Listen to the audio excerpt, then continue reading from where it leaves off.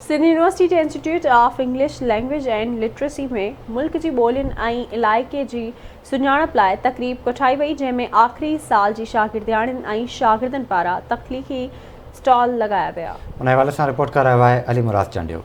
रहे सदा सिंधु जी चोली, मारो अरण जी मिठड़ी बोली, गली गली ऐं घर घर गूंजन सिंध अमर जा नारा नारा नारा। जिए सिंध वार जियन सिंध टोपी अजरक वार जियन। सिंध यूनिवर्सिटी जे institute of English language and literacy में मुल्क जी ॿोलियुनि ऐं इलाइक़नि जी सुञाणप लाइ तक़रीब कोठाई वई। तक़रीब में आख़िरी साल जे शागिर्दनि ऐं शागिर्दियाणियुनि पारां सिंधी, बलोची, पंजाबी, पश्तो, कश्मीरी ऐं गिलगिती समेत मुख़्तलिफ़ ॿोलियुनि ऐं सक़ाफ़त जी ॼाण बाबति स्टॉल लॻाया विया। असांजे स्टूडेंट्स पाकिस्तानी जेके बि ॿोलियूं आहिनि, जेके वॾियूं ॿोलियूं आहिनि, उन्हनि खे शोकेस कयो आहे, उन्हनि जे बारे में ॾेखारियो आहे। सिर्फ़ु ॿोलियूं जो न, उन्हनि सभिनी सूबनि में जेके ॾाढा सुठा मशहूरु इलाइक़ा आहिनि, उन्हनि खां अलावा जेको उन्हनि जी रिवाजी ड्रेस आहे उहा तव्हां स्टूडेंट्स जी ड्रेस में ठहंदो, ऐं जेको खाधो वग़ैरह जेको बि हर सूबे जो मुख़्तलिफ़ आहे, तो हिकिड़ी कल्चरल एक्टिविटी आहे। ॿारनि खे असाइन कयो हो टू रिसर्च करे सॼी डेटा कलेक्ट करे पाकिस्तान जे 5 ई सूबनि खे रिप्रेज़ेंट कनि।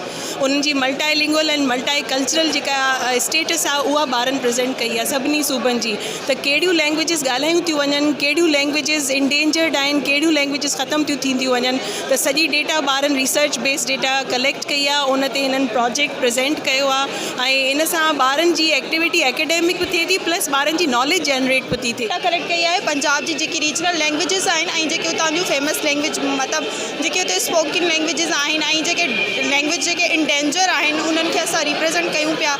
असां उन्हनि जो फूड पंहिंजे स्टॉल ते लॻायो आहे, जीअं उन्हनि जो फेमस फूड आहे पराठा ऐं रबड़ी, लस्सी ऐं इहे सभु शयूं। ऐं पंजाब जेको आहे उते मतलब मल्टी कल्चरल माण्हू आहे। पश्तो जो है वो उनकी डोमिनेट लैंग्वेज है। उसके अलावा उसमें बहुत सारी लैंग्वेज ऐसी भी है जो इंडेंजर्ड हो गई है, जो कि अब नहीं बोली जाती, और काफ़ी languages few of them are dead. ये लिंग्विस्टिक सर्वे किया है, उस पर हमने ये अपना स्पेशल उनका कल्चर शो किया है। पंजाब में 77% अफराद पंजाबी बोलते हैं। पंजाब एक ऐसा सूबा है जिहदे सब लोग कुल मिल के हसी खुशी रहते हैं और ये लोग बहुत आपस में एक दूसरे ना प्यार और मोहब्बत ना रहते हैं। पंजाब एक ऐसा प्रोविंस है जिहदे 5 दरिया है, जिहदे 6 दरिया इश्क है। बलूचिस्तान जी जेका लसानी डाइवर्सिटी आहे, माना मुख़्तलिफ़ लैंग्वेजिस आहिनि, ॿोलियूं ॻाल्हायूं वञनि थियूं, उन्हनि खे सभिनि जे साम्हूं आणियूं, उन्हनि खे पेश करियूं। असां सभिनी मिली करे ग्रुप में 14 ॼणा आहियूं जिन हिन प्रोजेक्ट ते कमु कयो आहे। असांखे जेको प्रोविंस मिलियो उहो गिलगित बल्तिस्तान जो आहे, ऐं प्रोविंस खां अलावा असांखे हिकिड़ो ॿियो रीजन मिलियो आहे जेके आज़ाद जम्मू ऐं कश्मीर जो आहे। उन्हनि में असां पंहिंजे पोस्टर में इहो ॿुधायो आहे कि हुते कहिड़ी कहिड़ी लैंग्वेजिस ॻाल्हाई थियूं वञनि ऐं उन्हनि लैंग्वेजिस जा केतिरा स्पीकर्स उन्हनि प्रोविंसिस में आहिनि। उन खां अलावा असां उहे शयूं बि ॿुधायूं आहिनि जेके उन्हनि प्रोविंसिस ऐं उन्हनि रीजन्स जे बारे में मशहूरु आहिनि, जंहिंखे असां इंग्लिश में स्टीरियोटाइप्स चवंदा आहियूं। असां सिंध जो लिसानी जाइज़ो वठूं था त असांखे सिंध जूं कुझु मेजर लैंग्वेजिस मिलनि थियूं जेके घणे हद ताईं ॻाल्हायूं वञनि थियूं। इन में असां वटि सर फ़हिरिस्त सिंधी ॿोली आहे जेका क़रीबन हिते जी असांजी 60% आबादी ॻाल्हाए थी।